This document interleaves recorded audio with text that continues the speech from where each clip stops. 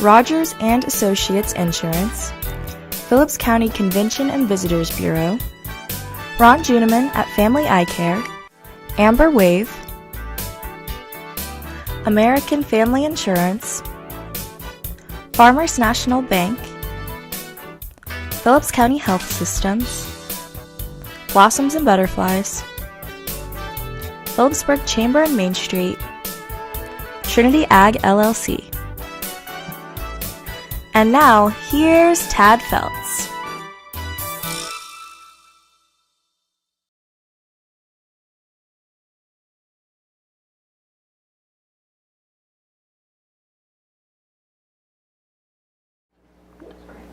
Good morning. Welcome to another Thursday morning Tadpoll here. We have some more, as always, interesting things to talk about. It's going to be a little colder for one than we have been for all next week. We had that front went through about 11 last night, I think, when the wind started. And there came the front out of the north. Anyway, we're going to be talking to Kelsey Pinkerton about the Veterans Program tomorrow afternoon, 1:30 at the Huck Boyd.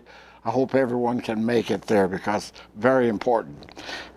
Mary Smith will stop by. I don't think she'll bring her piano, but she'll be talking about what she's going to be doing with the piano. And then Morris Engle will stop by to talk about another kind of a veteran, World War I. He has a special concert coming up, piano, at Hanson, where we talk to him. And then the new minister, the new pastor of the United Methodist Church, Reverend David Manyara, I think that's pronounced right, is going to come on and talk about some of his experiences. That's all coming up this morning on the Tadpoll. And of course, we'd always look forward every Thursday morning to letting people know what's coming on. Well, we're going to talk with Kelsey first about tomorrow, a very important day. Very important. We were talking before we were on there. It used to be Armistice Day, 11th day, 11th, all that. We would have, at Garden City, we would have at 10:30 we'd have an assembly, and then at 11 we'd get out of school. And I'm always looking forward to that. Didn't really mean that much then when you're at 10 or 11 years old. Sure. My dad was in the First World War, and he would tell me, you pay attention to what they're doing. Mm-hmm. Anyway, okay, so what's happening tomorrow? So tomorrow we are honoring our veterans by having a program, but actually the program is at 1:30. Mm-hmm. At 12, we are hosting a free lunch for all veterans and their spouses. Wow. Wow. We took an RSVP, but if there are veterans out there who didn't hear about it ahead of time and still want to eat, we'll have extra. That'd be over in that, over at the Huck Boyd? All of it is in the North Huck Room. Boyd. Yep. Okay, all right. So that's at noon tomorrow. Yeah, the lunch is at noon, and then the program starts at 1:30. Wow, that's great to have that. Do you know what the menu is? They're having pulled pork sandwiches, beans, chips, and a dessert. Wow, that's great. Yeah. So just show up, and their spouses, I suppose, yep, too? every veteran can bring a guest. It doesn't have to be their spouse, but wow. yes. Bring a guest. All right, that's tomorrow at noon. Okay, then at 1:30. Yes, then at 1:30 we're having a program in the auditorium part. It'll feature our band, and also the amendment will be performing, as well as a couple of readings.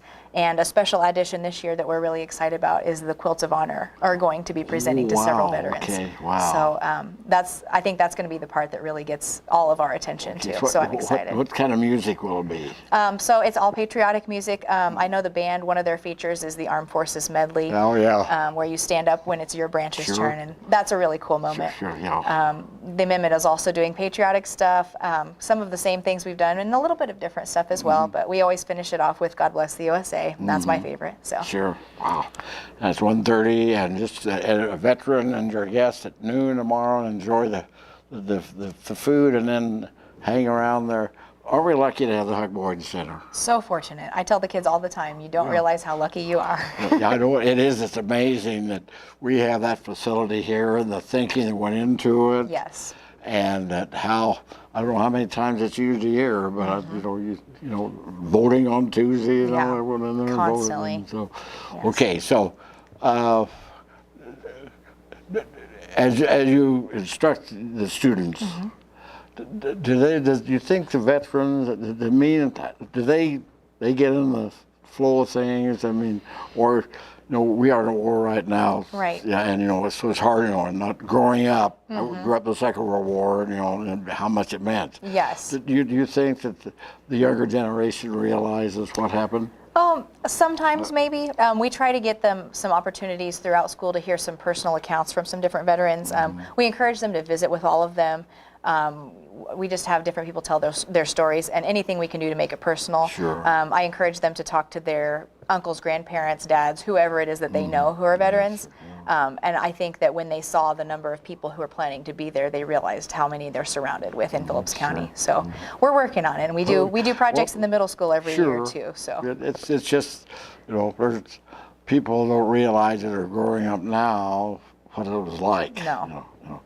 I think I'm the only one, I don't know, around that even remembers the Second World War. Growing up then, it was the country really pulled together in the Second War. It was a great, we were at war, but it was the attitude in the country was really well, sure. You remember what's important. Sure, right. And even at a little bit after the war. Okay.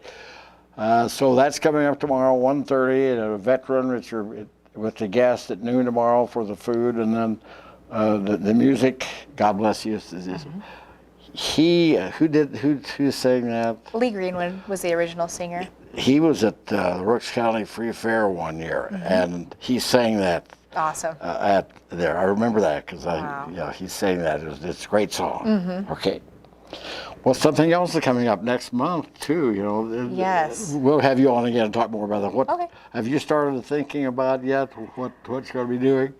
We've started thinking about Christmas. We just finished our league concert and league clinic this week, so we're just getting ready to kind of dive into the Christmas music. But we have the choir and amendment for a Christmas concert on Monday, December 19th. So.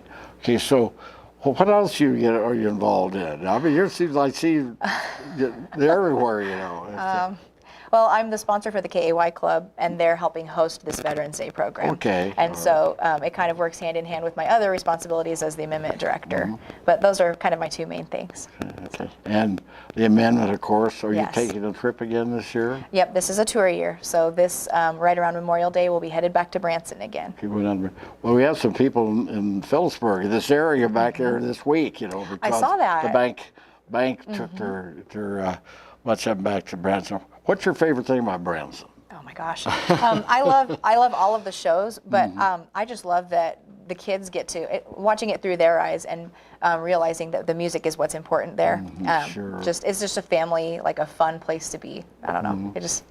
It's a nice place to experience all the different kinds of music. So. Have you ever been there without the students? Yes. Okay, probably a little looser then. A little different. Yeah, a little bit different. Have you ever been downtown in that traffic jam where all the cars are bumper to bumper all day long? No, I haven't. Not without the bus. So. Okay, sure. Have you ever been in with the bus? Yes, we've been in some trying times with the buses, for sure. And of course, then they have that program, Shepherd of the Hills, I think it's out there. Have you seen that? I haven't, but I've heard of it. Yeah, it's really great too to go out there.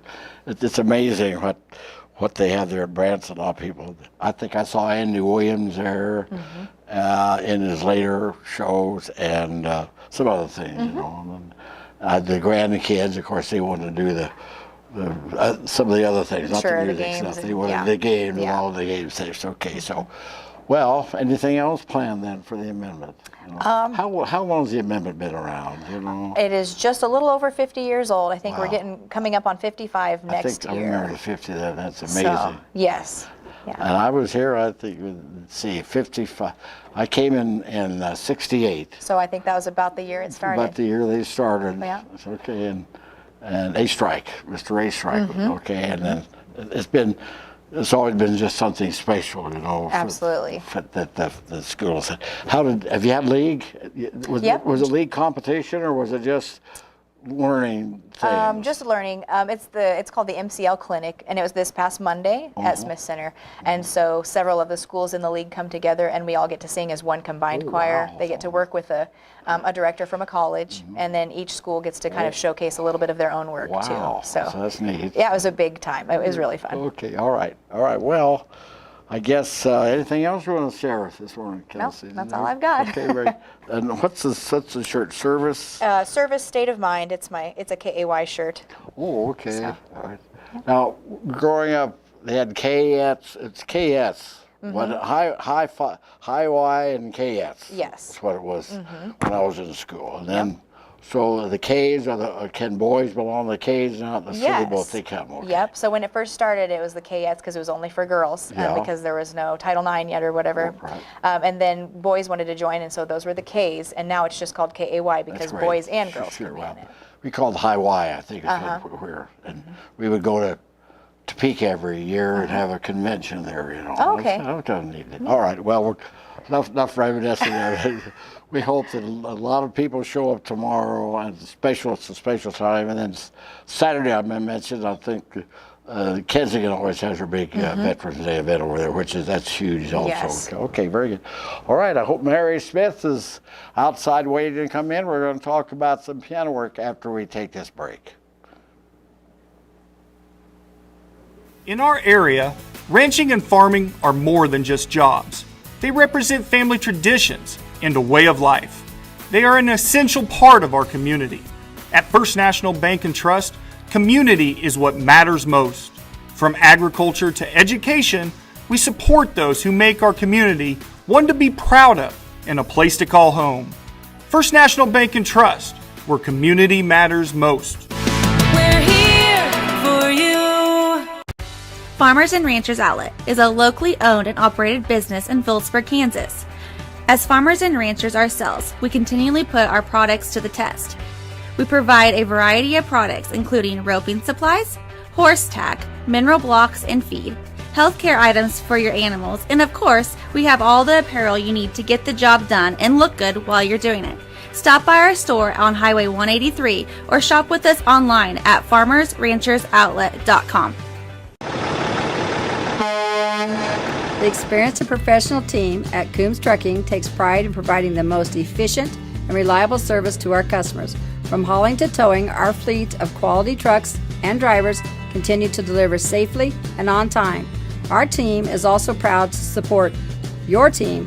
We're here for our Little Leaguers, area high school teams, and more. Coombs Trucking enjoys giving back to the community that has been so important to us for over 50 years.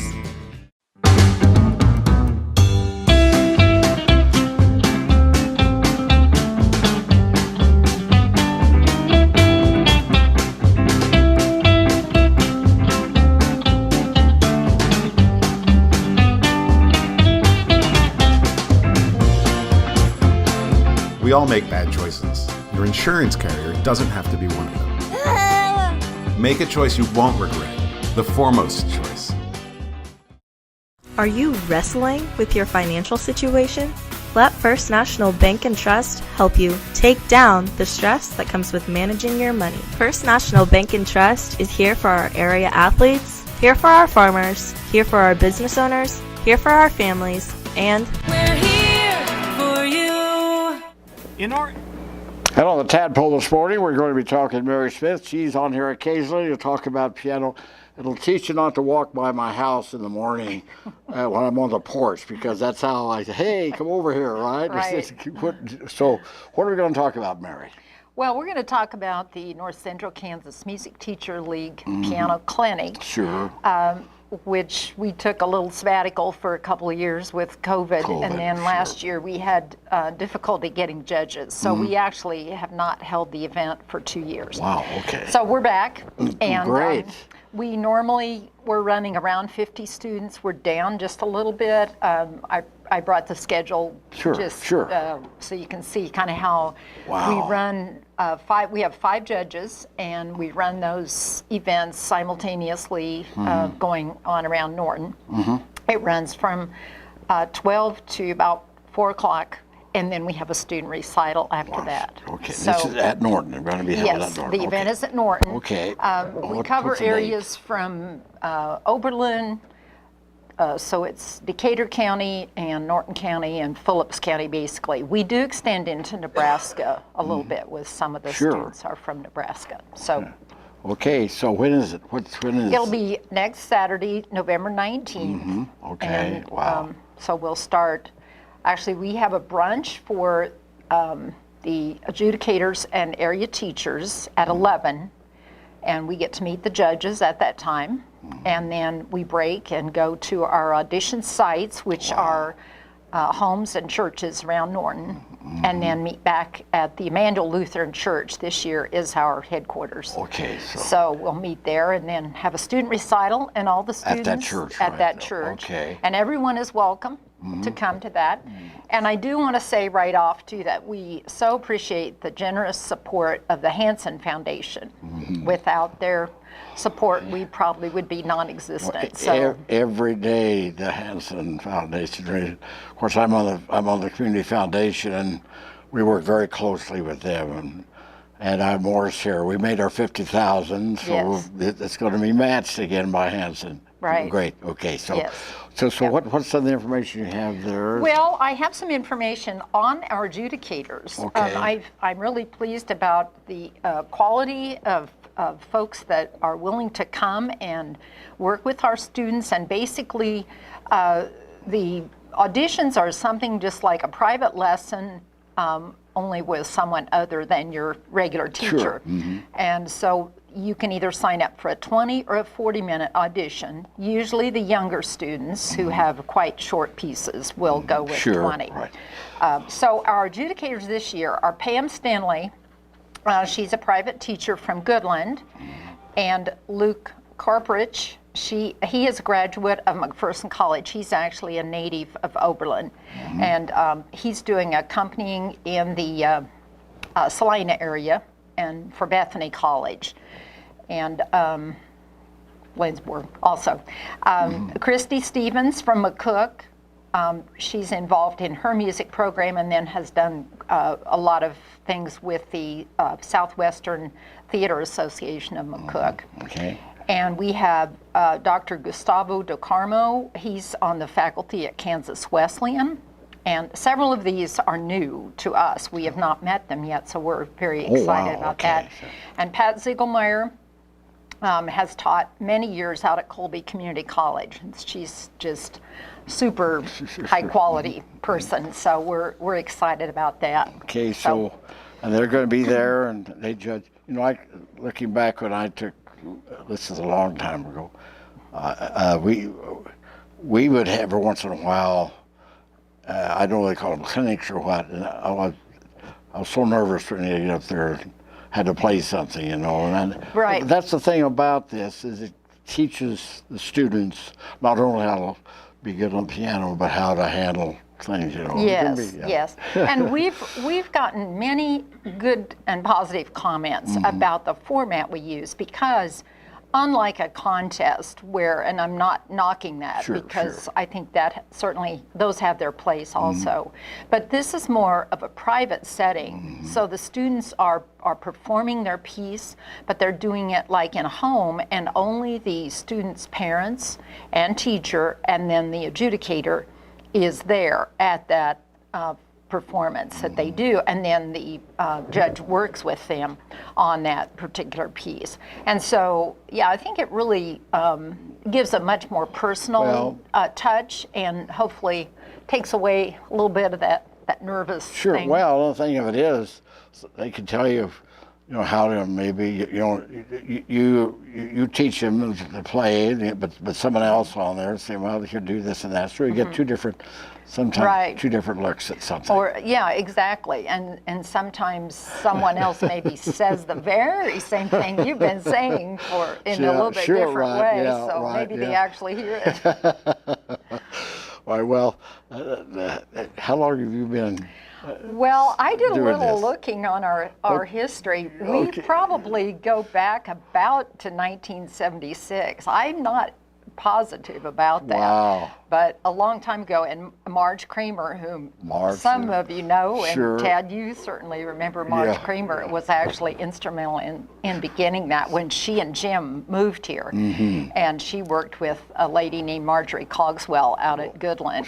And this was all done through Kansas Music Teachers Association, and which we're associated with. I can't really say we're affiliated with, because not every one of our members is members of KMTA, but they're kind of our parent organization. So yeah, they started this event, which was patterned after an event that they were doing out at Goodland. it's been highly successful. I think the format is just the greatest. That personal thing that's unlike a contest where you would go and you might get your critique sheet, but you wouldn't have the interaction that you do this and that's way. important, you know. At a contest, you do it, you play it, you know, and then they rate you, but you don't know a lot of why it was rated in this way. Someone should come in and help out as well. Yes. Okay. Anything else? Well, I think that's about it. I don't have too much else to say except everyone is welcome to come to the recital at about 4:15. A week from this Saturday. November 19th, and it's at the Emmanuel Lutheran Church. It's out on the West Highway 36. I know I've asked you this before. Do you still teach out of the Red Thompson book? Well, not so much, but I do have a student who brings that book with her to her lessons, and she loves those little pieces. I can remember Dolly Dear, Sandman's Dear, You Will Soon Be Sleeping. I guess, I remember that. That's the takes. first song it's amazing how, and then of course they get harder, they would get harder and harder and everything like this. So, well, it's amazing. Are you still then involved with teaching? Oh, I'm teaching. Okay. Yes. So we do all that, and you don't tune up. You know how to tune a piano? No, I don't. I did notice that one of our adjudicators, I believe it's Christy Stevens from McCook, in her bio, she mentions that she is a tuner, a piano tuner. So that might be a skill I could pick up, I guess. I've got this piano my boys I got many years ago, and I don't think it's been tuned for 30, 40. I don't know whether you can even play anything on it or not anymore. It's sort of dark. Okay. But they both took the piano, you know, and they can still sit down and do something, you know. It's amazing if you can do the piano work. Okay, fine. Thank you, Mary, for coming on. And I will have a lot of people show up and the students have a good time. Yes, okay, we hope fine. so. All right, we're going to be talking about some things. We have a new gentleman in the community. And that's Reverend David Manyara, and he's at the pastor of the United Methodist Church. He'll be coming on, but Morris Engle will be coming on too, probably to introduce him. And then Morris going to something. He's going to do some World War I things coming up before Thanksgiving. So we'll have both of them on after we take this break. At Phillips County Health Systems, patient-centered excellence is more than a goal. It's a mission. And that's why we continue to be one of the top critical access hospitals in the country. We care for members of our community through all stages of life, providing quality health care, innovative rehabilitation therapies, and convenient access to specialists. It's the kind of care our patients should expect, the kind of care you deserve, the kind of care provided at Phillips County Health Systems. Prairie Horizon Agri-Energy is now Amber Wave. We are transforming our existing facility in Phillipsburg to turn 20 million bushels of wheat into domestically produced wheat protein for use in the food and feed-related industries. This investment in the community will come together in the summer of 2023 and is expected to add 50 new jobs to the local community. Learn more at amberwaveusa.com. Amber Wave, vital, reliable, sustainable. The American dream has changed over the years, but Farmers National Bank has not. This is Jean Ann Wagner. Farmers National Bank has been backing the American dream for over 100 years. Tell us what you'd like to accomplish, and we'll work with you to achieve it. As we celebrate 100 years, it's never been about us. It's always been about our customers and their successes. That's the American dream. We're Farmers National Bank in Phillipsburg, Agra, Logan, Kensington, Stockton, and Atwood, member FDIC. Olive Bovey Furniture and Appliance in Phillipsburg wishes you a Merry Christmas and a Happy New Year. Shop hometown, locally owned Olive Bovey for the holidays. Find savings on Lazy Boy recliners, sofas and love seats, Whirlpool, Maytag, Amana, and KitchenAid appliances, and Forever Bedding, Justice, and Restonic Bedding, and bedroom furniture. Olive Bovey also offers one of the region's largest selection of floor covering. They thank you for making 2021 a great year. Olive Bovey Furniture and Appliance, West Highway 36 in Phillipsburg.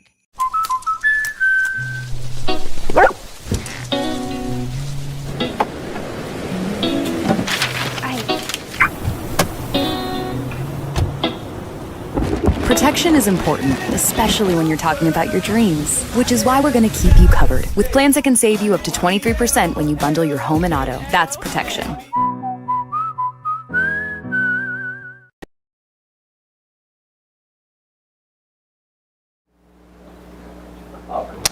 And back on the Tadpoll this morning, we're going to kind of break it up. We thought we might have Morris and the Reverend come on at the same time, but we're going to have Morris come on afterwards. Reverend David Manyara, who is a new minister at the United Methodist Church. Thank you, David, for coming on.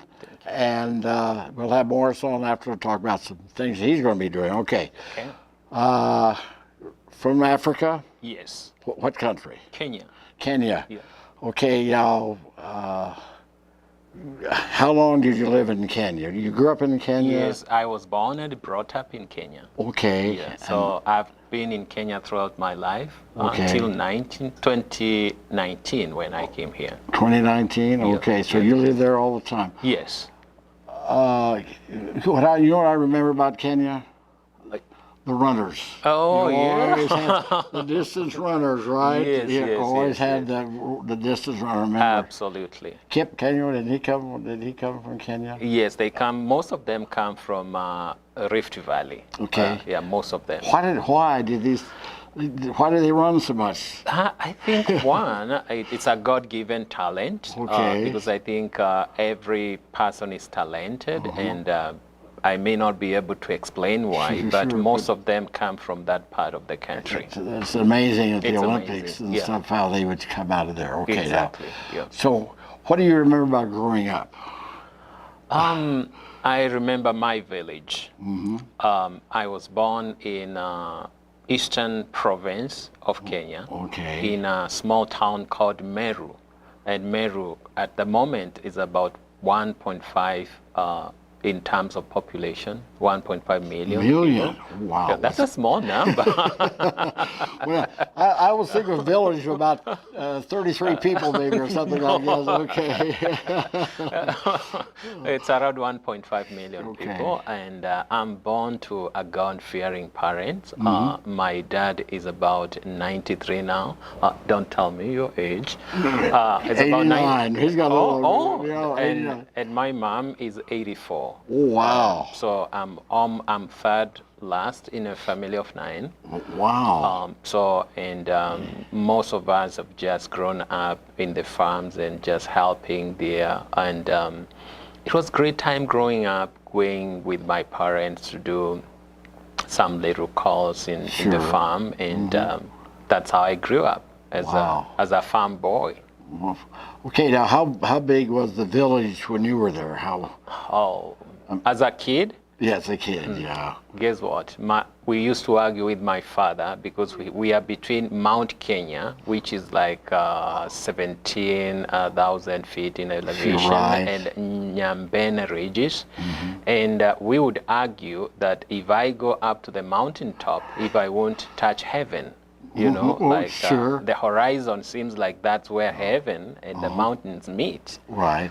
So the village was like the entire world that I knew at the moment. Okay. But of course that changed with the time. Wow. Yeah. And why was there something that made it develop that way, or just the increased population? Is this just a natural increase in the population? Meru is a whole county. Actually, it's a large area. Some parts are quite productive, and of course, naturally, many Africans will have many children. Generally, during that time. But at the moment, because of the changing landscape of life, that trend is changing.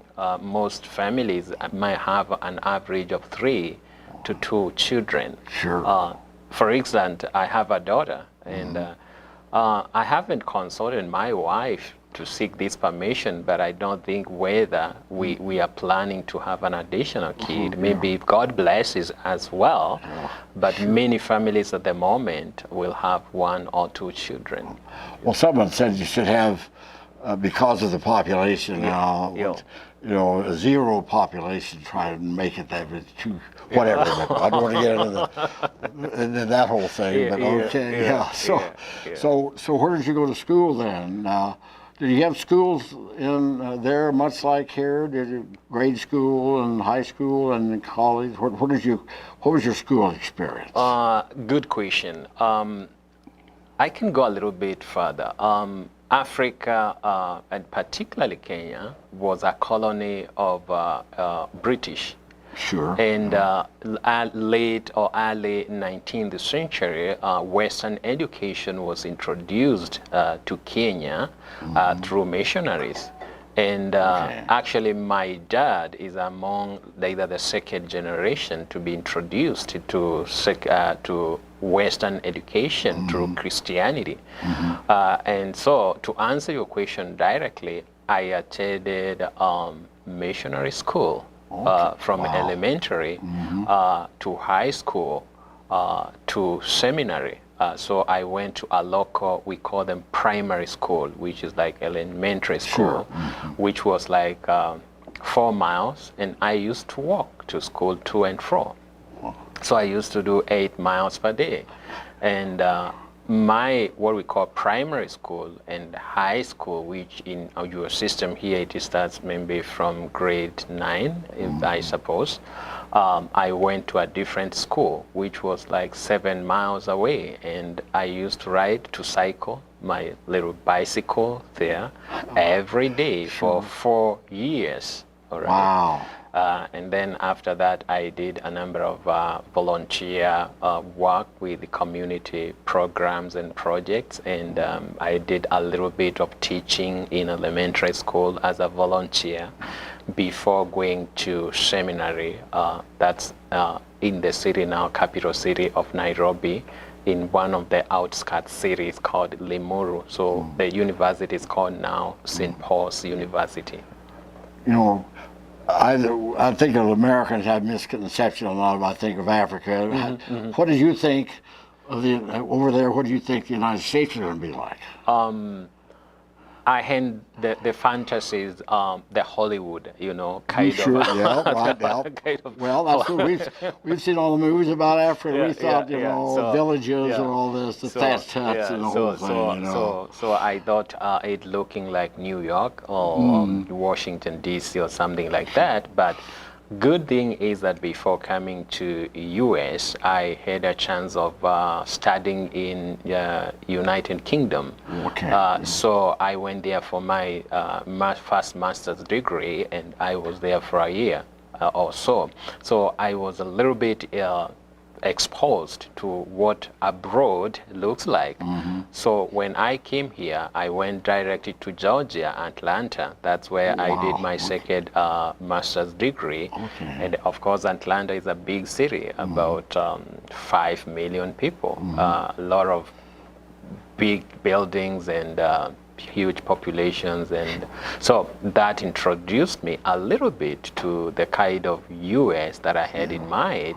But coming to Kansas last year, that was a different story. I was going to say, I bet it was a different story. Okay. So where did you come first in Kansas? Did you come right to Phillipsburg, or did you come? No. First of all, I should pause here and say I'm very thankful to Great Plains, a conference of United Methodist Church. Okay, all right. For identifying my gift as a missionary. And when I interacted with the leadership, the bishop, and the cabinet, I mean the district, the cabinet that involves the assessment of the pastors to enroll, they were so much happy about my previous mission works in Kenya and everywhere else. And they invited me to consider coming to Kansas. And I remember one question was, do you know what Kansas looks like? And I remember a friend of mine from Atlanta told me, David, let me tell you a joke. Kansas is known for wheat fields, tornadoes, and I won't mention the last one. So that's the kind of what I expected. But having been to Atlanta and lived in Nairobi with huge population, a lot of traffic, it was a time where I was looking for a quiet, peaceful life, free space. And Kansas offered that to me when I was appointed as the senior pastor for Washington United Methodist in Kansas. Barnes United Methodist Church and Haddam United Methodist Church. Sure. So I resided in Washington, Kansas, about 122 Washington, okay. miles from here. Yeah, I know where East, yes. It's on 36 East. Exactly. Yep. Yeah. And I have some friends that were in school there and everything, and I think he used to be principal at Stockton, went to be their superintendent at Washington. I think that goes back a ways on that. So, okay, so is it quiet like you thought it was going to be here in Kansas? Absolutely, yes. And I was talking to Maurice as we drove, and I told him, he asked me, how do you like this place? And I told him, it is the peaceful place that I was looking for. That's great, yeah. The only thing that I don't admire is strong winds and storms. And so, we have winds, yeah. They talk about Florida with their hurricane winds. We have our share of the winds around. Yeah. The last couple 3 days, we've had some good winds. So if you had to look at some of your favorite thing about what were you looking forward to, I guess, besides a different anything particular? Did you have McDonald's hamburgers in Kenya? In Kenya, yes, but we have fast food restaurants and.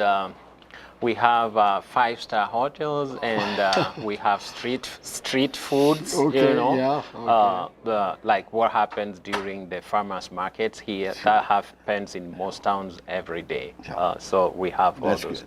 Did COVID hit your country really, really bad? Yeah, it was bad, and I remember during that time. It was total shutdown, and many people could not go to work, and a lot of population actually earn their wages per day. So you don't go to work, you don't get a pay. Yeah, and when they say that stay at home, some families were actually affected adversely, especially in urban centers.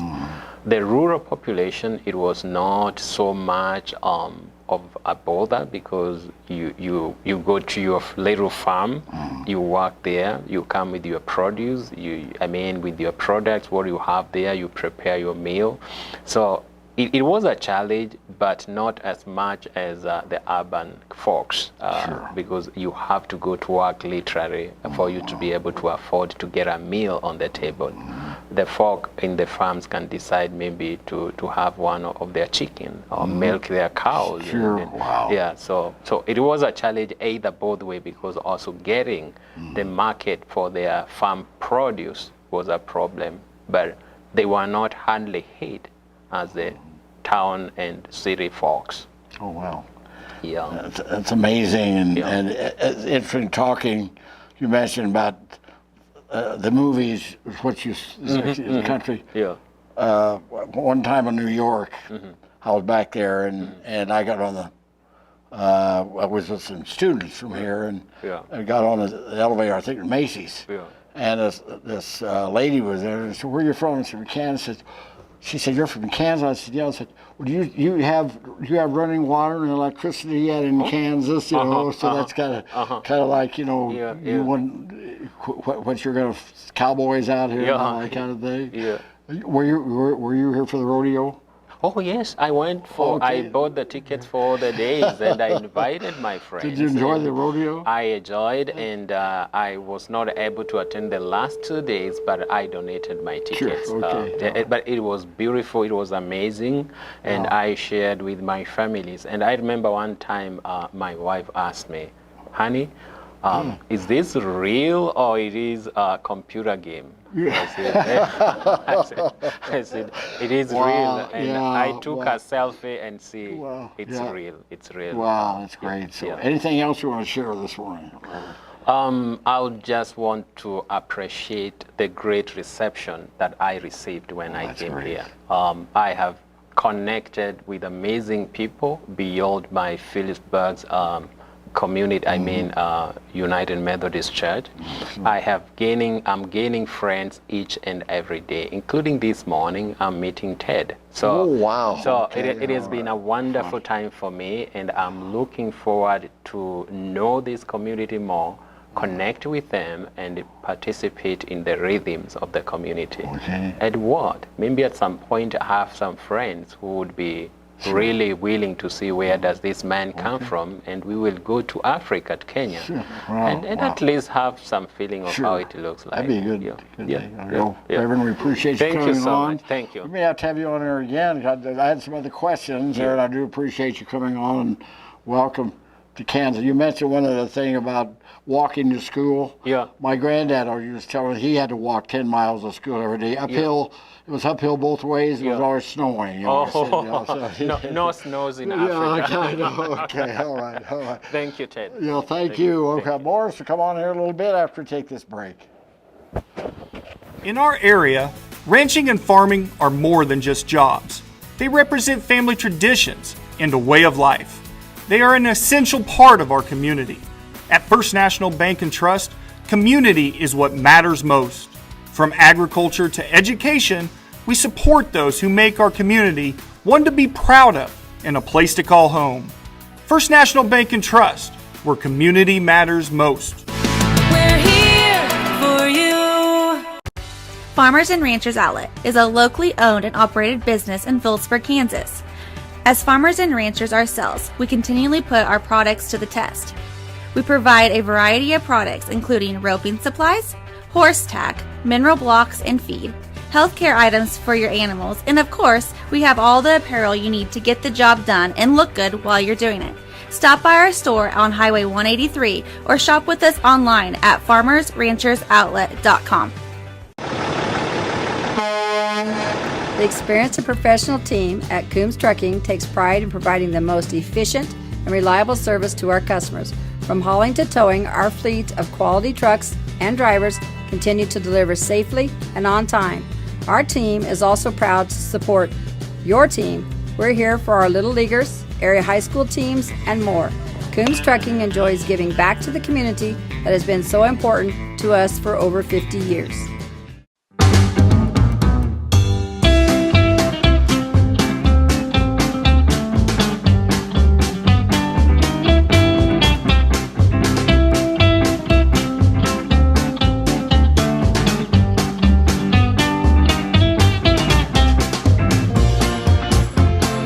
We all make bad choices. Your insurance carrier doesn't have to be one of them.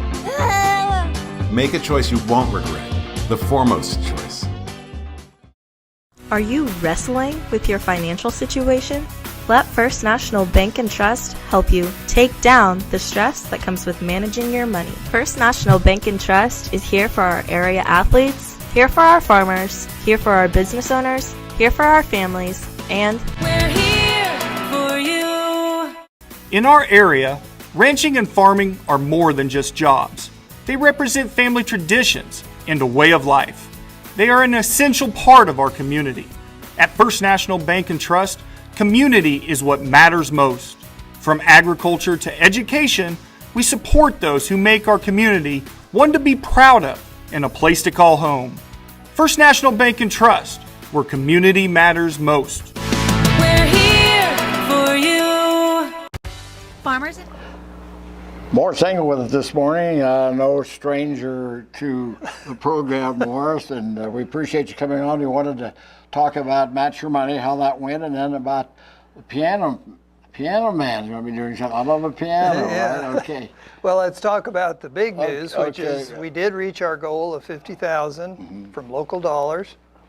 We appreciate all the individuals, the businesses, a couple of other foundations, and of course our Wacky Golf and our event at the brewery generated the money, and then Hanson has to write a check for the same amount. So we're looking forward to our endowment growing by $100,000. Now, if we raise $60,000, we only get $50 from Hanson. And the match, yes. Yeah, they'll match up to $50. Anything over that, it goes into the endowment, but it's not matched. But we were talking, Mary mentioned Hanson, about how fortunate we are, Northwest Kansas, to have the Hanson.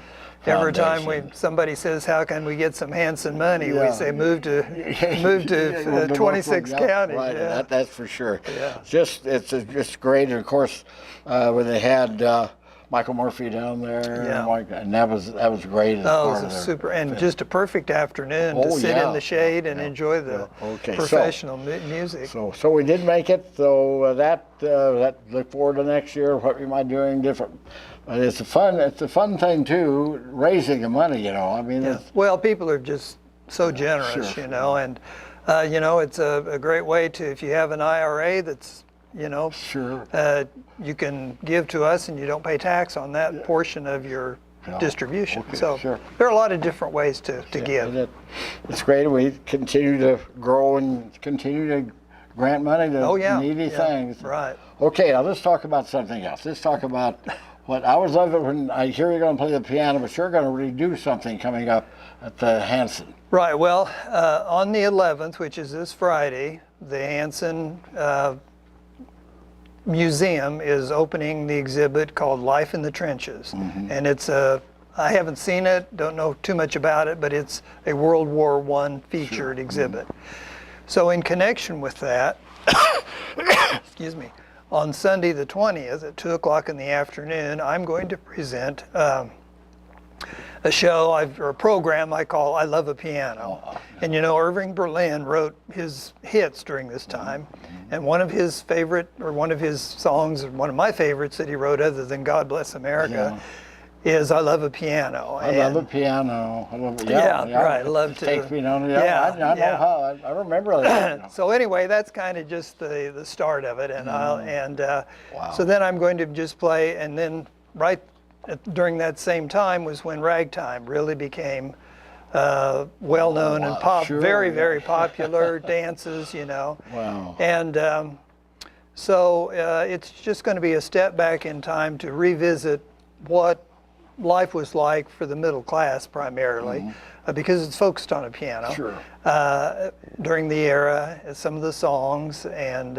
so we'll review a little bit. It's not going to be too educational or too esoteric, shall we say, but it's just going to be some fun pieces. Some of them move pretty. Are you going to have any talk about anything too? Oh yeah, I'll talk a little bit about Scott Joplin's life. You know, he was he was an amazing composer for that type of music, and then of course Gershwin came along, and it's interesting how the music stores in those days were selling instruments, because you know a lot of towns had a small band, and that's what all those little Sunday in the bandstands in the parks as you drive around Kansas, if they've preserved them.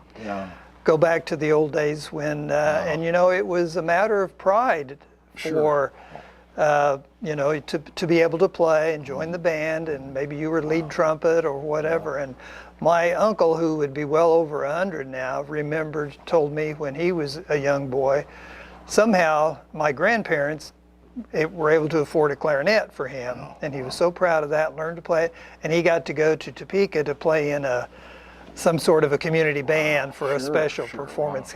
Had to do with like the Lions Club or something, you know. So really the values of instrumental music was really fun, and something we've moved away from, but we're going to revisit it for a little while. And I think back then, I think about if you could afford it, obviously, about every house had a piano. Exactly. You could hear it in the summertime, all the windows are up and the doors, and you could hear everyone practicing and playing the piano, you know. And the kids would get together and have dances. They'd roll up the carpet, or not the carpet, but the rugs back in those days. Clear the furniture out, maybe put some punch in the dining room, and they'd have fun. So we're going to do a couple of two-step, foxtrot type stuff like that. There's going to be room to dance down there? Well, there is room in the museum. It would be fun. And it's just been fun exploring it, because just guess, what would you think an upright would have cost back in 1915? I may have told this story before about my mother grew up in Hill City. Right. And they did not have it. Her mother played the piano. They didn't have a piano in Hill City. This is the turn of the century. And they had to bring one. They brought one all the way from Indiana to Waukegan. By train, probably. By train, and then my granddad took a buckboard down to Waukegan and brought it back to Hill City. That was a big thing, you know. And of course, And I mentioned too, my mother played for the silent movies too. Right. Yeah. Well, in my research, a good upright in 1915 cost $1,400. Really? So wow. It was a major investment. It had to be. But if you had large family of 5 kids and they all played, it was well worth it. You mentioned one thing we're going to look at is the silent movie music, because this was before recorded music, no amplification. So they put a big upright piano down front in front of the screen, and they would play along with the action. So we're going to have a little. Good, that's great. We're going to have a little silent movie and have the music to go. My mother always blamed her bad eyes because she had to sit so close to the screen to play, and you don't do that. Yeah. So, and actually, your mother played by ear, from what you told me.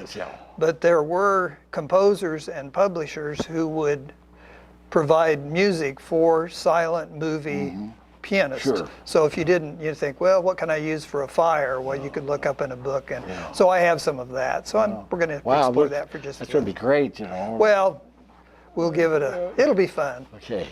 Piano Man, and I love the piano. Yeah, I remember that's one of the first songs I remember. I can still remember how that goes. Did you ever see Billy Joel in person? Not in person, no. I saw him in Dallas. I mean, it was something quite else. a show. It was good. It was a good show there. So. Yeah. Can you play Piano Man? I suppose I haven't tried it. I'm sure you could. I'll look for the music. How did you get interested in piano? Have you been a piano all your life? From the time I can remember, I always wanted to play, and who knows why? Maybe in a past life I was played ragtime at some saloon somewhere. Well, is ragtime hard to play? Well, you get a knack for it. Your hands move independently. You got to have a good left hand going up and down, and then you're doing it's fun. Okay, well, very good. Morris, we appreciate always coming on. And I'm going to have Sherry on next week telling about she'll explore the exhibit. About the exhibit and about you there. Right. And 2 o'clock a week from this Sunday. Right, Sunday before Thanksgiving, and I think there's even going to be a little Americana refreshment, maybe a little apple pie or something. Okay.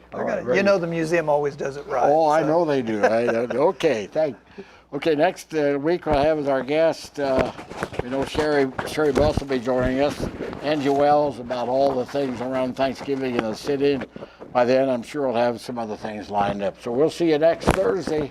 Don't forget, tomorrow afternoon, 1:30. Well, if you're a veteran, if you have a guest, you can go to Huck Boyd at noon tomorrow, and they'll have a meal for you. But everyone's welcome to attend at 1:30 tomorrow afternoon at the Huck Boyd for their Veterans Day event. That's really something special, and go out and enjoy it. Then Saturday, of course, Veterans Day is always in Kensington, and then coming up, you have a chance to visit in the trenches and also hear Morris week from Sunday. Okay, we'll see you next Thursday morning at 9 on the Tadpoll.